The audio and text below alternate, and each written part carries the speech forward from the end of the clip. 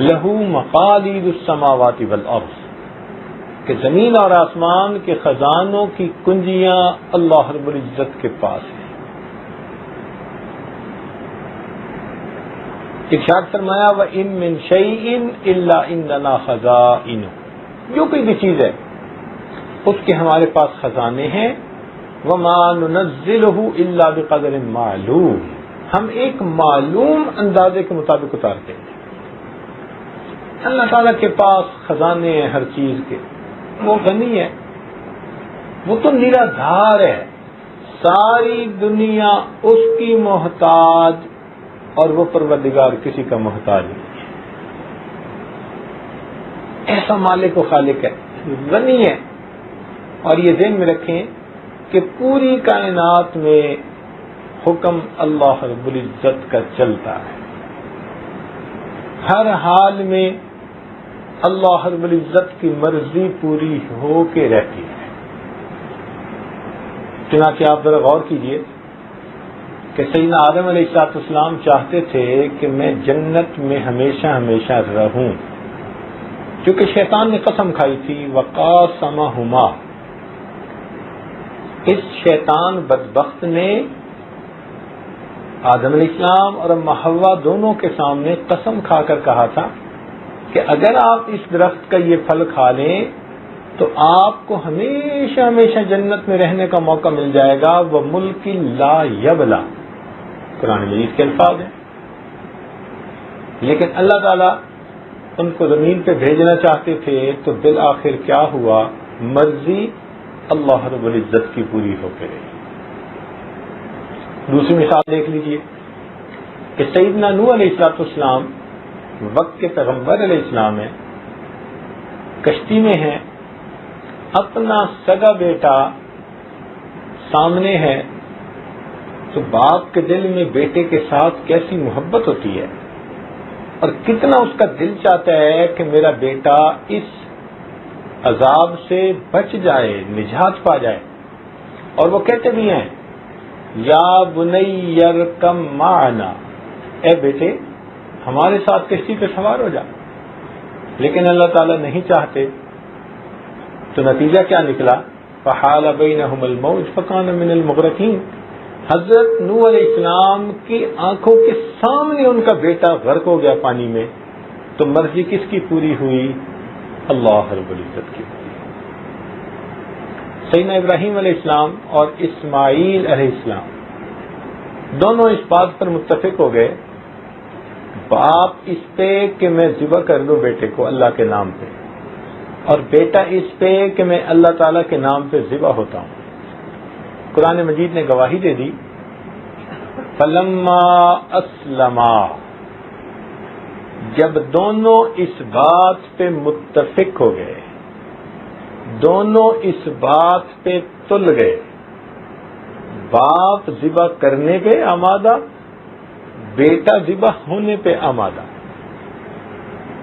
مگر اللہ تعالیٰ نہیں چاہتے کہ اسماعیل علیہ السلام ذبح ہوتے، تو مرضی کس کی پوری ہوئی، اللہ رب العزت کی۔ دیکھیے سیدنا رسول اللہ صلی اللہ علیہ وسلم نے ایک موقع پر شہد نہ کھانے کا ارادہ فرما لیا،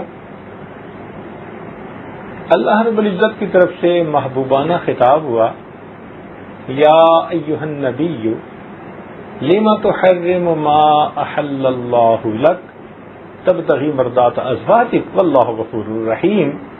تو نبی علیہ السلام نے دوبارہ شہد استعمال کرنا شروع فرما دیا، مرضی کس کی پوری ہوئی، اللہ رب العزت۔ یہ طے شدہ بات ہے، ہر حال میں مرضی پروردگار عالم کی پوری ہو کے رہتی ہے۔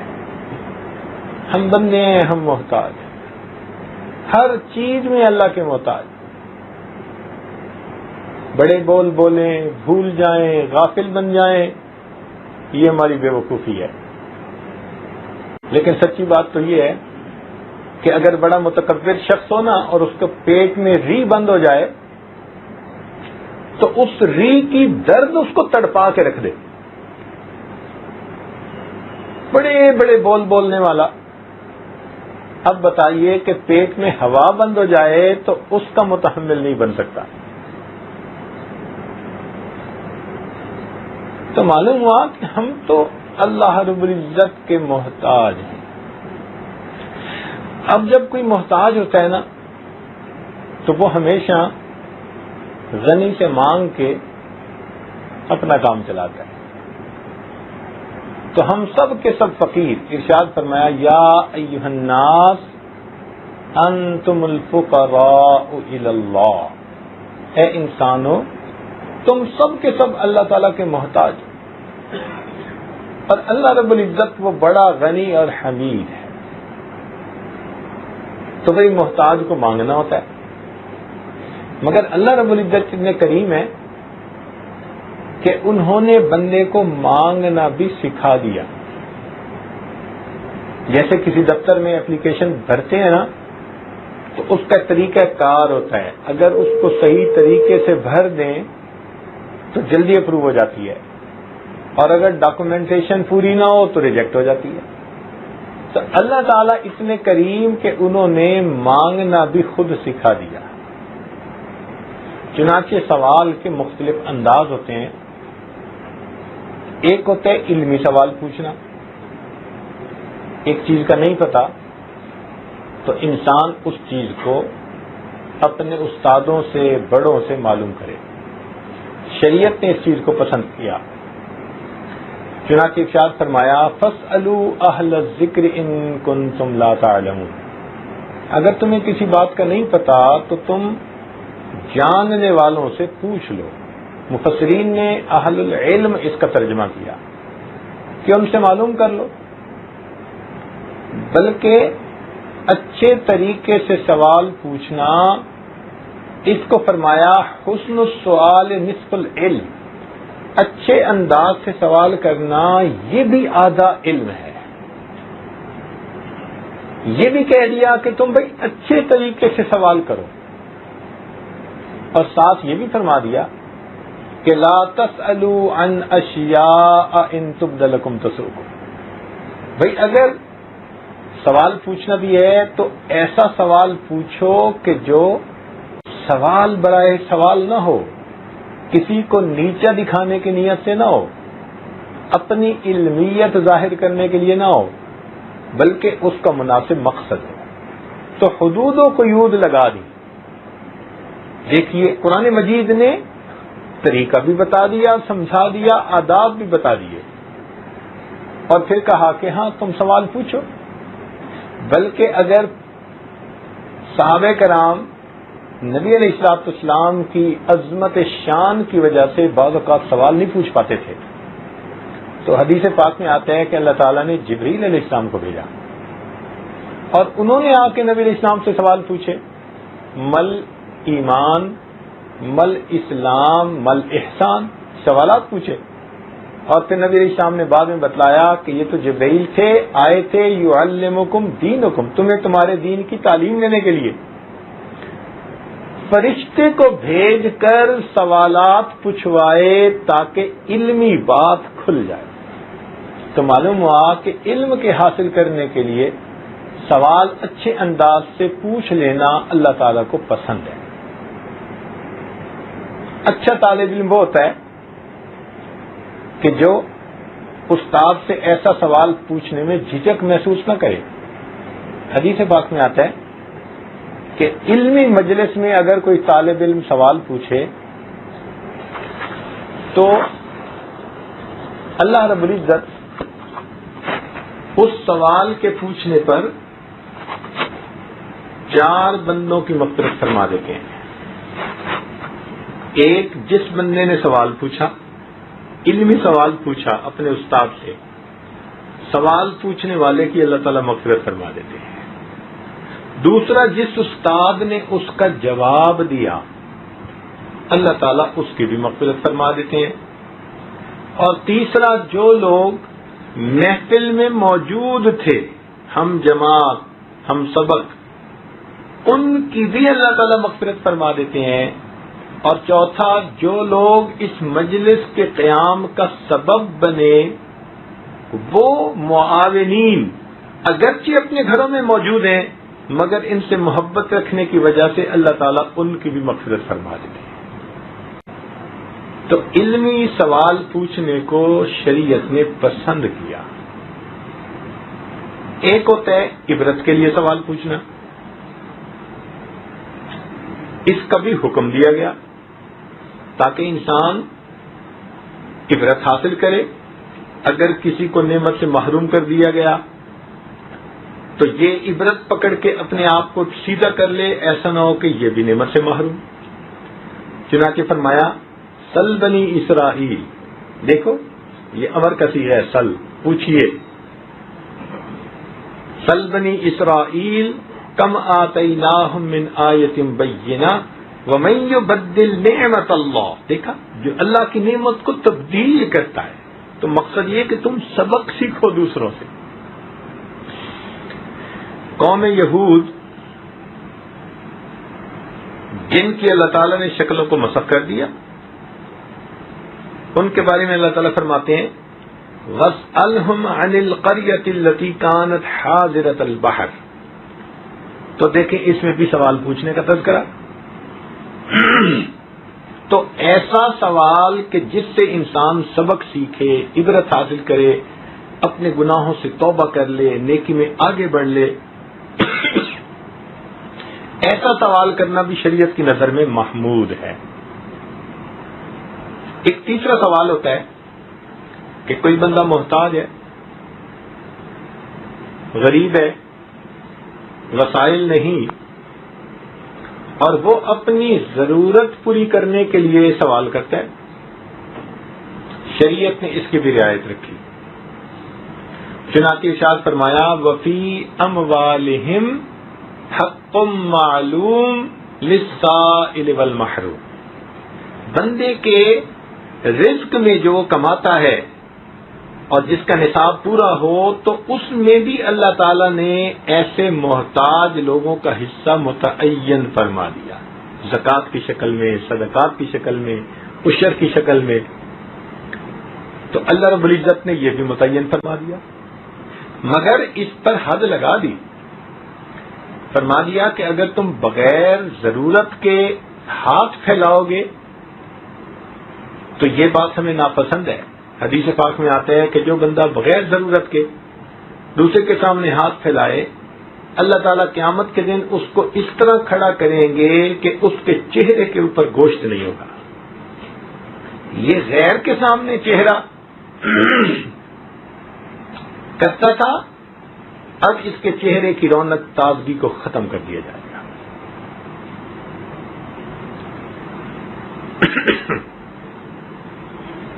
بلکہ بعض صحابہ کرام سے نبی علیہ السلام نے بیعت لی کہ تم کسی سے سوال نہیں کرو گے۔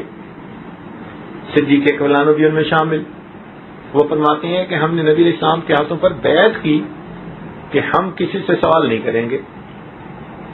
ان حضرات کا یہ عالم تھا کہ اگر سواری پہ سوار ہوتے اور ان کا چاوک گر جاتا تو کسی سے یہ بھی نہیں کہتے تھے کہ اٹھا کے دو، نیچے اترتے تھے، اپنا چاوک اٹھا کر پھر سوار ہوتے تھے، کہتے تھے ہم نے نبی علیہ السلام سے بیعت کی ہے کہ ہم کسی سے سوال نہیں کریں گے۔ تو اس کی ایک حد متعین کر دی۔ ایک سوال اور بھی ہے، اچھا دیکھیے قرآن مجید میں نا بہت سارے سوالات بھی نقل کیے گئے اور ان کے جوابات بھی بتلائے گئے، مگر قرآن مجید کی ایک ترتیب ہے، ذرا غور فرمائیے گا، علمی نکتہ ہے، ایک ترتیب ہے۔ یسألونک کے لفظ کے ساتھ پہلے سوال نقل کروایا، پھر قل کے لفظ سے اللہ تعالی نے اپنے پیارے محبوب صلی اللہ علیہ وسلم کی زبان فیض ترجمان سے اس کا جواب دلوایا۔ مثلا یسألونک عن الروح قل الروح من امر ربی، تو یسألونک کے لفظ سے سوال پہلے ڈسکرائب کیا، پھر قل کے لفظ سے اللہ تعالی نے اپنے محبوب صلی اللہ علیہ وسلم کی زبان میں اس کا جواب دلوایا۔ یہ ایک ترتیب ہے، ایک پیٹرن ہے قرآن مجید میں سوالات اور ان کے جوابات کا. اسی طرح فرمایا یسألونک عن الاہلہ قل ہی مواقیت للناس والحج، یسألونک عن الیتامی قل اصلاح لہم خیر، یسألونک عن المحیض قل هو اذن فاعتزلوا النساء فی المحیض. دیکھیے ایک ترتیب ہے پورے قرآن مجید میں سوال کرنے کی اور اس کا جواب دینے کی. لیکن ایک سوال ایسا کہ جس سوال کا پوچھنا اللہ تعالیٰ کو اتنا اچھا لگا، وہ سوال اتنا اچھا تھا، اتنا بہترین تھا کہ اس کا جواب دیتے ہوئے اللہ تعالیٰ نے ترتیب کو بدل کے رکھ دیا. جو ضابطہ ایک بنایا تھا نا یسألونک اور قل، اس کو بدل کے رکھ دیا. پتہ ہے وہ سوال کون سا ہے؟ وہ سوال یہ تھا، اللہ تعالیٰ فرماتے ہیں اے میرے محبوب صلی اللہ علیہ وسلم وَإِذَا سَأَلَكَ عِبَادِي عَنِّي، اور جب میرے بندے آپ سے میرے بارے میں سوال پوچھیں فَإِنِّي قریب، میں بہت قریب ہوں. یہاں کل کے لفظ کو درمیان میں لا کر گفتگو کو لمبا کرنا بھی پسند نہ فرمایا گیا. اتنا تو اللہ تعالیٰ چاہتے ہیں نا کہ میرے بندے میرے بارے میں جانیں، میری معرفت پائیں، ان کو پتہ چلے کہ میں کتنی عظمتوں والا ہوں. سوال کا انداز اور جواب کا انداز بدل دیا. ارشاد فرمایا وَإِذَا سَأَلَكَ عِبَادِي. اب آگے کل کے ذریعے سے بھی جواب دلوایا جا سکتا تھا، مگر نہیں، یہ سوال تھا ہی ایسا کہ اس رب کریم کو پسند آ گیا، اسے اچھا لگا. اچھا میرے بندے میرے بارے میں معلوم کرنا چاہتے ہیں، تو فرمایا فَإِنِّي قریب، میں تو بہت قریب ہوں، ان کی رگے جان سے بھی زیادہ ان کے قریب ہوں. تو اللہ رب العزت تو انسان کے اتنا قریب ہے، لہذا معلوم ہوا کہ اللہ رب العزت سے مانگنا تو سب سے آسان کام ہے. دیکھیے ایک ہے مخلوق سے مانگنا اور ایک ہے خالق سے مانگنا، اس میں بڑا فرق ہے. مخلوق سے اگر آپ مانگیں تو ایک مرتبہ کوئی دے گا، دوسری مرتبہ دے گا، تیسری مرتبہ منہ بنا لے گا اور چوتھی مرتبہ جھنڈی دکھا دے گا، قطع تلقی کر لے گا، کہے گا جی یہ ہر وقت مانگتا ہی رہتا ہے. مگر اللہ تعالیٰ کا معاملہ جدا ہے. ایک دفعہ مانگو وہ دیتے ہیں، دوسری دفعہ مانگو وہ دیتے ہیں، تیسری دفعہ مانگو وہ دیتے ہیں. بلکہ جو بندہ ہر چیز اللہ رب العزت سے مانگے، ہر وقت اللہ سے مانگے، اللہ تعالیٰ اس بندے کو اپنا دوست بنا لیتے ہیں. فرماتے ہیں کہ یہ میرا ولی ہے کہ میرے سوا کسی اور سے مانگتا ہی نہیں ہے. اللہ اکبر، کتنا فرق ہے بھائی مخلوق کے دینے میں اور پروردگار کے دینے میں. اس کو اللہ تعالیٰ اپنا دوست بنا دیتے ہیں. اور ایک اور بات سنیے کہ مخلوق کئی مرتبہ دیتی ہے نا تو غصے سے دیتی ہے. آپ گاڑی میں بیٹھے ہیں، کوئی بچہ آ گیا مانگنے والا، اس نے آپ کی گاڑی کا شیشہ انگلی سے کھٹکھٹایا،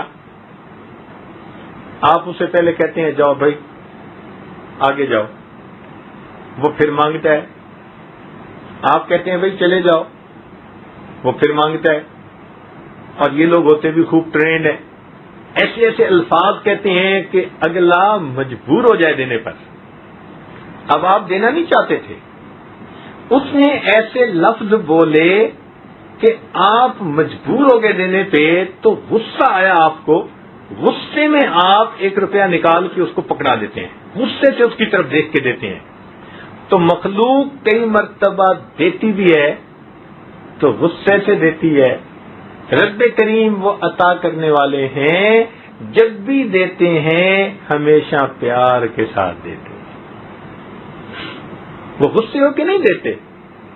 ہم نہیں کہتے ہیں کہ لے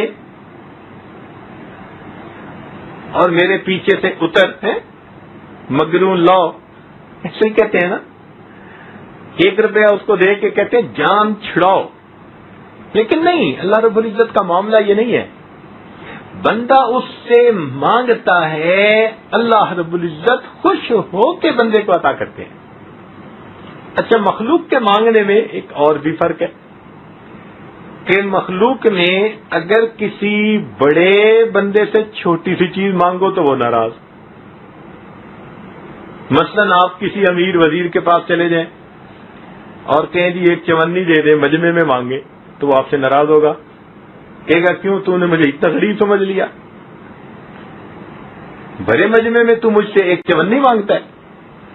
تو بڑے سے چھوٹی چیز مانگ لو تو وہ ناراض, اور اگر کسی غریب سے جا کر کہہ دو کہ جی مجھے 2 کروڑ روپیہ قرضہ دے دو تو وہ ناراض. کیا ہے یہ کوئی بندہ ہے؟ اندازہ لگاؤ, مانگتا بھی ہے تو یہ نہیں کہ چلو 1000 2000 اتنا. تو چھوٹے سے بڑی چیز مانگ لو تو وہ ناراض, اور بڑے سے چھوٹی چیز مانگ لو تو وہ ناراض. قربان جائیں اس پروردگار کی عطا پر کہ اس بندے سے, اس پروردگار سے کوئی بندہ کتنا ہی کیوں نہ مانگے, جتنا مانگے اللہ تعالیٰ اس کی امیدوں سے بڑھ کر دیتے ہیں. حتیٰ کہ جوتے کا ٹوٹا تسمہ بھی مانگے اللہ تعالیٰ پھر بھی ناراض نہیں ہوتے. وہ یہ نہیں کہتے کہ میں ساری کائنات کا مالک, تم مجھ سے جوتے کا تسمہ مانگتا ہے. نہیں, اللہ تعالیٰ کی شان یہ ہے, تھوڑا مانگو وہ پھر بھی خوش ہیں, اور اگر اپنی من مانی کے مطابق یعنی اپنی من پسند کے مطابق مانگو اللہ تعالیٰ پھر بھی بندے سے خوش ہوتے ہیں. تو مخلوق کے دینے میں اور پروردگار کے دینے میں کتنا فرق ہے. تو جب بندے نے مانگنا ہی ہے تو بھائی اپنے رب سے کیوں نہ مانگے. وہ ایک بزرگ کے پاس آدمی آیا, کہتے حضرت یہ جو حاکم وقت ہے نا, آپ کی بڑی بات مانگتا ہے, آئیں چلیں ذرا اس سے میرے لیے فلاں چیز مانگے. تو ان بزرگوں نے اسے سمجھایا کہ دیکھو بھائی, اس وقت تو حاکم کا دروازہ بھی بند ہو گیا ہوگا, رات کا وقت ہے, تو ہم کھلے دروازے کو چھوڑ کر بند دروازے کی طرف کیوں جائیں بھائی. اس نے کہا کیا مطلب؟ کہنے لگے کہ ایک رب کا در ہے جو کبھی بند ہی نہیں ہوتا, تو تم کیا چاہتے ہو میں کھلے دروازے کو چھوڑ کے بند دروازے کی طرف چلا جاؤں گا. تو جو اللہ تعالیٰ کی عظمتوں کو سمجھتے ہیں نا, پھر ان کو مانگنا بھی آتا ہے, وہ جانتے ہیں کہ کیسے مانگا جاتا ہے. اس لیے اللہ تعالیٰ نے فرمایا کہ اگر تمہیں میرے بارے میں معلومات کرنی ہو نا تو ہر بندہ معلومات بھی نہیں دے سکتا. ارشاد فرمایا الرحمن فاسأل به خبیرا. دیکھو یہاں بھی سوال کا تذکرہ. الرحمن فاسأل به خبیرا, رحمان کے بارے میں کسی جاننے والے سے پوچھو, انجان سے مت پوچھنا. اس کو کیا پتا وہ کتنا کریم ہے, وہ کتنا رحیم ہے. رحمان کے بارے میں پوچھنا چاہتے ہو, الرحمن فاسأل به خبیرا. میرے بندو وہ اتنا عظیم پروردگار ہے کہ اگر پوچھنا چاہتے ہو تو کسی سمجھدار سے بات کرنا, جاننے والے سے پوچھنا, وہ بتائے گا پروردگار کتنا کریم ہے, کتنا رحیم ہے. تو اللہ رب العزت تو چاہتے ہیں کہ میرے بندے میرے بارے میں پوچھیں, ان کو پتہ چلے میری عظمتوں کا, اور پھر یہ بندے مجھ سے مانگے. اللہ اکبر. جو پروردگار اتنا کریم ہو کہ دوسروں کو منع فرما دے کہ تم مانگنے والے کو جھڑکی نہ دینا. چنانچہ قرآن مجید میں کیا ارشاد فرمایا؟ فرمایا وَأَمَّا السَّائِلَ فَلَا تَنْهَرْ, کہ آپ سوالی کو انکار نہ فرمائیے, جھڑکی نہ دیجیے. اب سوچئے کہ جو پروردگار دوسروں کو حکم فرما رہا ہے کہ آپ مانگنے والے کو انکار نہ فرمائیے, جھڑکی نہ دیجیے, تو جب کوئی اس کریم پروردگار سے مانگے گا اللہ تعالیٰ اس کو کیسے محروم فرمائے گا. اللہ اکبر. وہ تو بڑا کریم آقا ہے, وہ تو دیتا ہے اور بندے کی امیدوں سے بڑھ کے دیتا ہے. انسان اللہ تعالیٰ سے مانگے, ہر ضرورت مانگے, اللہ تعالیٰ اس کی ہر ضرورت کو پورا کرتے ہیں. وہ تو خوش ہوتے ہیں کہ میرا بندہ مجھ سے مانگنے کے لیے آیا, میرے دروازے پر آیا مانگنے کے لیے. اس کو پتا ہے کہ کوئی اس کا بھی رب ہے, اس کا پالنے والا ہے. اس بات پہ رب کریم خوش ہو جاتے ہیں.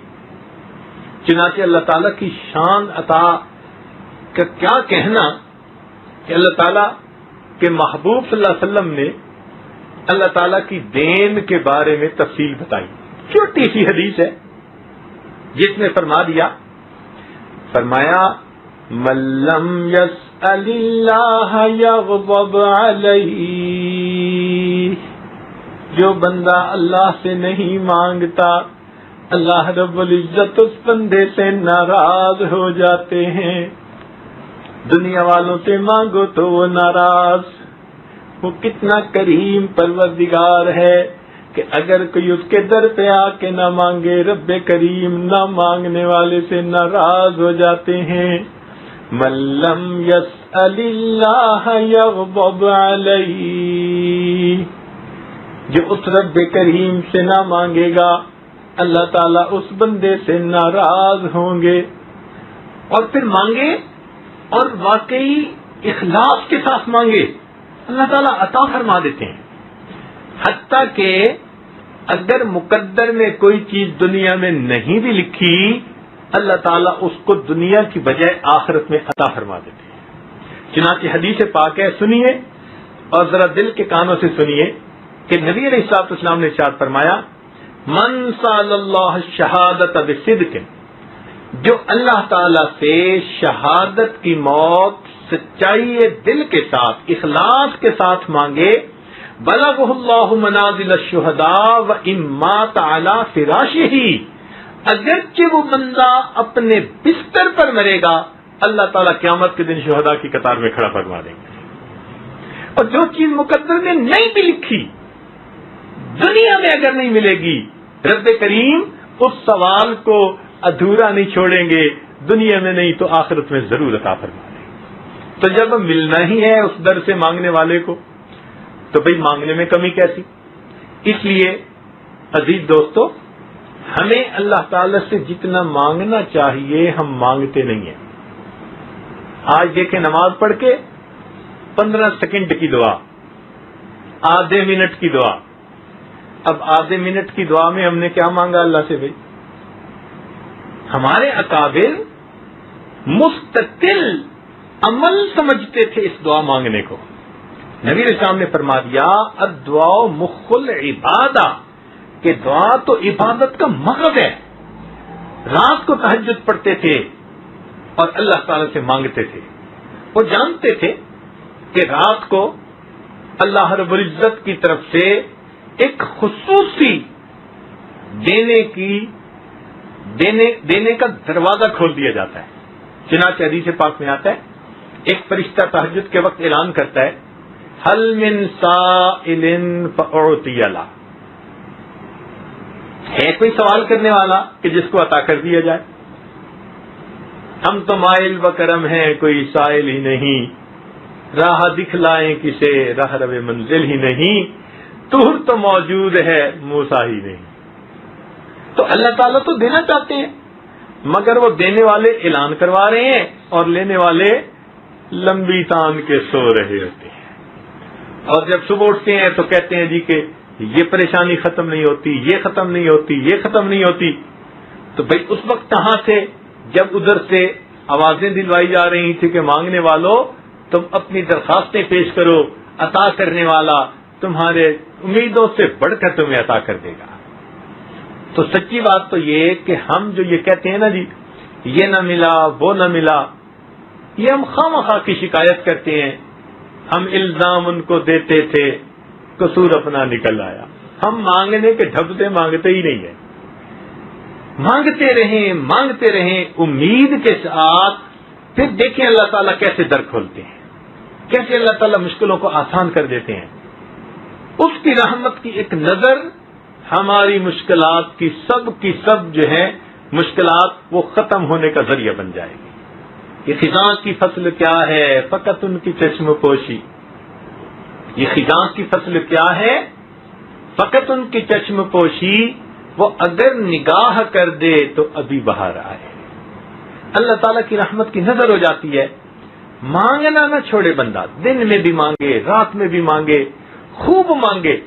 ہم تھوڑ دلے ہیں, 1 منٹ 2 منٹ دعا مانگ کے, اور دعا مانگنے کا انداز بھی آج کل ہمارا عجیب ہوتا ہے کہ جیسے افسر آتے ہیں نا دفتر میں تو اپنے ماتحتوں کو کام ذمہ لگا دیتا ہے, یہ کر دینا, یہ کر دینا, یہ کر دینا. ہماری دعا پہ ذرا غور کرنا, وہ بھی ایسی ہوتی ہے, اے اللہ میری بیٹی کا رشتہ ہو جائے, میرے بیٹے کو جاب مل جائے, میری بیوی کو صحت ہو جائے. ہم بھی گویا معاذ اللہ اپنے پروردگار کے ذمہ کام لگا رہے ہوتے ہیں. اس کو تو مانگنا نہیں کہتے, مانگنے کا انداز ہوتا ہے. آپ نے کبھی دیکھا ایک بندے کو جو فقیر ہوتا ہے, 1 روپے کا سوال کرنا ہوتا ہے, اس کے لیے اس نے پھٹے کپڑے پہنے ہوتے ہیں, اور جب ہاتھ اٹھاتا ہے پھیلاتا ہے تو ہاتھ بھی کانپ رہے ہوتے ہیں, اور آواز بھی لرزائی ہوئی ہوتی ہے, اور ایسا مسکین بن کے وہ سوال کرتا ہے کہ جیسے اس سے بڑا محتاج تو کوئی ہے نہیں. اور جس نے 1 روپیہ مانگنا ہو وہ بندے سے اتنا عاجزی سے مانگتا ہے, تو جس بندے نے اللہ رب العزت سے اللہ کو مانگنا ہو اور اس کی نعمتوں کو مانگنا ہو تو پھر ہمیں کتنی عاجزی سے مانگنا چاہیے. یہ مانگنا تو نبی علیہ الصلوۃ والسلام کو آتا تھا, اور انہوں نے آگے امت کو سکھایا. حدیث پاک میں ہے کہ بدر کی رات نبی علیہ الصلوۃ والسلام نے سجدے میں سر ڈالا, ایسی دعا کی کہ آپ نے جب دعا فرمائی صدیق اکبر لانو کھڑے دیکھ رہے تھے, ان کا دل بھر آیا اور کہنے لگے اے اللہ کے محبوب آپ سر اٹھائیے, اللہ کی مدد یقیناً آ کے رہے گی. یہ مانگنا ہوا نا کہ دیکھنے والے کو ترس آ جائے, اور دینے والے کو تو ترس آنا ہی ہے. مانگنے والے کا تو مزہ یہ کہ ایسے اس نے عاجزی سے مانگا کہ دیکھنے والے کو بھی ترس آ گیا. کبھی ہم نے ایسی دعا مانگی کہ ہم اتنی عاجزی سے مانگے کہ دیکھنے والے کو ترس آ جائے. اصل میں ہمیں مانگنا نہیں آتا, اس لیے اللہ تعالیٰ کے در سے اپنی پریشانیوں کا حل مانگیے, اور اللہ رب العزت کی نعمتوں سے فیض پائیے. ہمارا تو کام چل ہی اللہ تعالیٰ کی رحمت سے رہا ہے. قدم قدم پہ لمحہ لمحہ ہم اللہ تعالیٰ کی نعمتوں کے محتاج ہیں. ہر نعمت کے محتاج ہیں, اور وہ پروردگار اتنا ہے کہ یہی نہیں کہ وہ صرف اپنوں کو دیتا ہے. دنیا میں تو ایسے ہی ہوتا ہے نا, کوئی اقتدار میں آ گیا تو چن کے جو اپنے حمایتی, اپنے ووٹر, اپنی پارٹی کے ہوتے ہیں ان کو دیتے ہیں. رب کریم کے ہاں معاملہ یہ نہیں ہے, وہ فقط کلمہ پڑھنے والوں کو ہی نہیں دیتا, دنیا کی ضرورتیں تو کافروں کو بھی دے دیتا. یاد رکھیں وہ نیکوکاروں کو بھی دیتا ہے, گناہگاروں کو بھی دے دیتا ہے, وفاداروں کو بھی دے دیتا ہے, غداروں کو بھی دے دیتا ہے. وہ اتنا کریم پروردگار ہے, اپنے اور پرائے سب کو دے دیتا ہے. بلکہ میں تو یوں کہوں کہ اپنوں کو اگر وہ دال ساگ دے دیتا ہے تو کوئی غیر ہوتا ہے تو مرغ مسلم دے کے دنیا میں اس کے منہ بند کر دیا کرتا ہے. لے جاؤ تم دنیا کی سب نعمتیں. تو دنیا میں تو وہ ہر ایک کو دیتا ہے. ایسا دینے والا اللہ اکبر کہ جس در سے کوئی خالی نہ جائے. اس لیے ہمیں چاہیے ہم اس پروردگار سے خوب مانگیں, اللہ رب العزت کی رحمتوں کی انتہا مانگیں, اللہ تعالیٰ کی محبت اللہ سے مانگیں.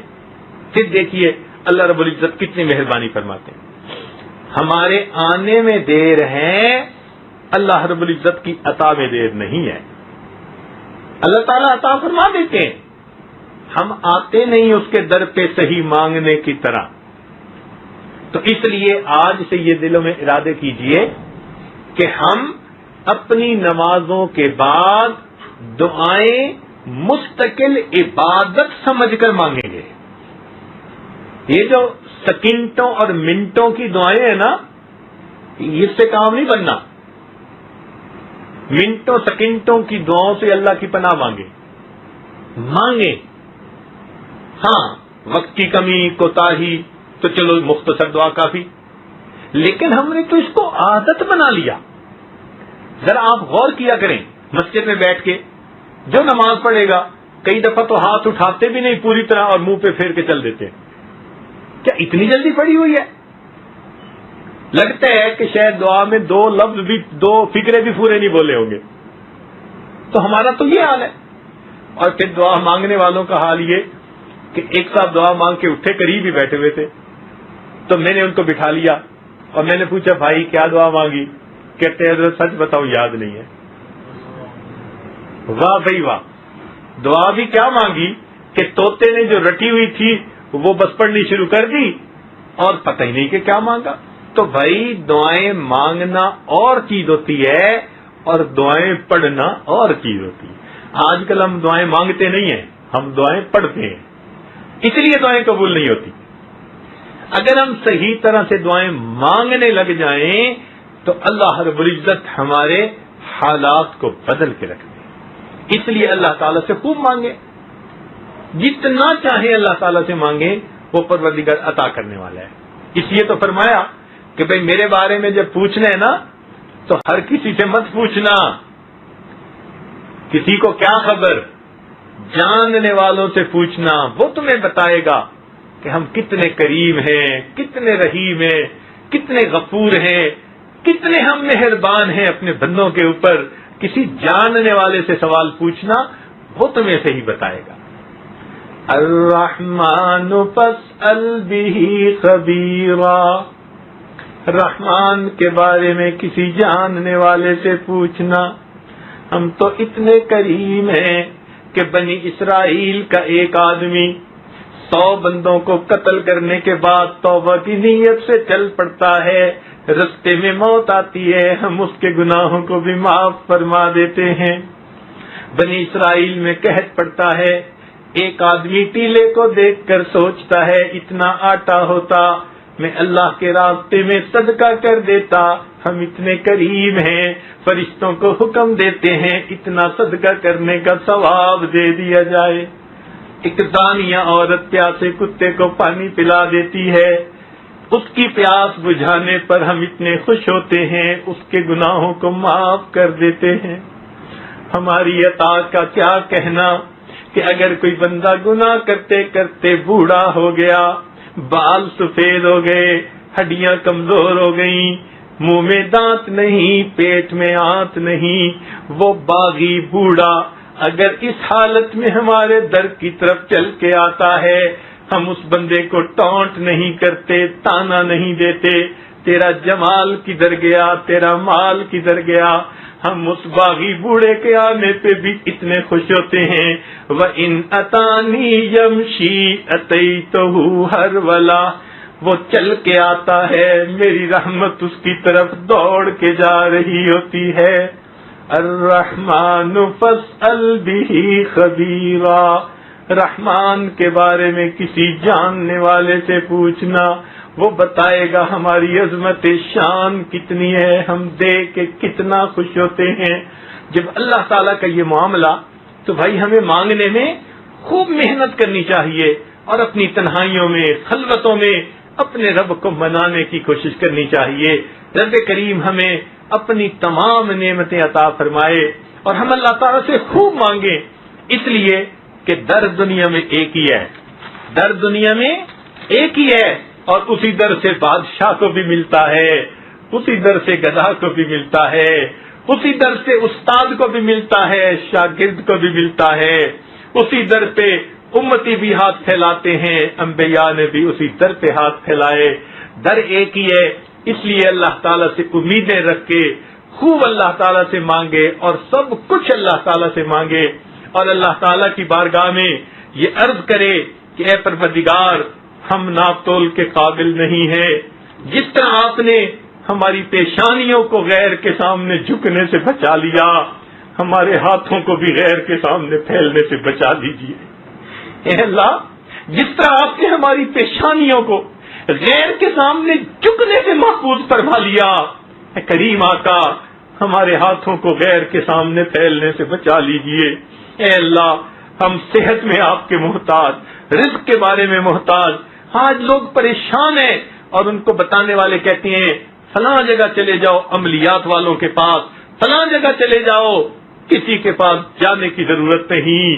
وہ پروردگار انسان کی سرگوشی کو بھی سن لیتا ہے، اس سے کیوں نہ انسان تنہائی میں بیٹھ کے ہم کلامی کرے اور مانگے، اللہ رب العزت ہماری سب پریشانیوں کو دور فرما دیں گے۔ اے پروردگار، آج اس وقت ہم اپنے لیے انفرادی بھی مانگیں، اجتماعی دعائیں بھی مانگیں۔ میرے دوستو، ہم ہر طرف سے کٹ چکے ہیں، اب تو ایک ہی راستہ ہمارے پاس ہے، اس کے سوا کوئی دوسرا راستہ ہی نہیں۔ اے پروردگار، اگر آپ نے بھی ہمیں اپنے در سے دستکار دیا تو پھر ہمارا کیا بنے گا؟ اس لیے ہم تو آپ کے در پہ اس نیت کے ساتھ آئے ہیں کہ اب آپ کے در کے سوا ہمیں کسی طرف آنکھ اٹھا کے بھی نہیں دیکھنا۔ رب کریم رحمت فرما کے ہمارے دامن بھر دیجیے۔ دیکھنا پھر اللہ تعالیٰ کیسے رحمتیں فرماتے ہیں۔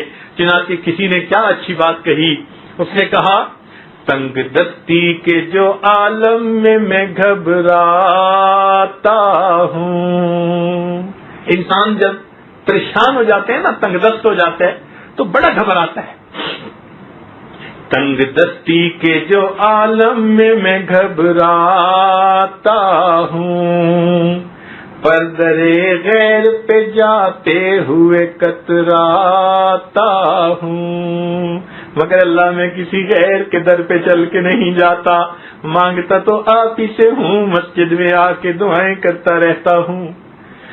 تنگ دستی کے جو عالم میں گھبراتا ہوں، پر درے غیر پہ جاتے ہوئے کتراتا ہوں، ہاتھ پھیلانے میں محتاج کو غیرت کیسی، جب کوئی محتاج ہوتا ہے تو پھر وہ ہاتھ پھیلاتے ہوئے نہیں شرمایا کرتا، جہاں ضرورت پوری ہوتی نظر آتی ہے ہاتھ پھیلا دیتا ہے۔ اے اللہ، ہاتھ پھیلانے میں محتاج کو غیرت کیسی، شرم آتی ہے کہ بندہ تیرا کہلاتا ہوں، مگر اللہ مجھے شرم آتی ہے غیر کی طرف چل کے جاتے ہوئے، اس لیے کہ لوگ مجھے آپ کا بندہ کہتے ہیں۔ تنگ دستی کے جو عالم میں گھبراتا ہوں، پر درے غیر پہ جاتے ہوئے کتراتا ہوں، ہاتھ پھیلانے میں محتاج کو غیرت کیسی، شرم آتی ہے کہ بندہ تیرا کہلاتا ہوں۔ اے اللہ، جب بندے آپ ہی کے ہیں تو آپ ہی کے سامنے دامن پھیلائیں گے، آپ ہم پر مہربانیاں فرما دیجئے۔ اللہ تعالی ہمیں اپنی ذات سے صحیح انداز سے مانگنے کی توفیق عطا فرمائے۔ وآخر دعوانا ان الحمد للہ رب العالمین۔ تھوڑی دیر کے لیے مراقبہ کر لیجیے۔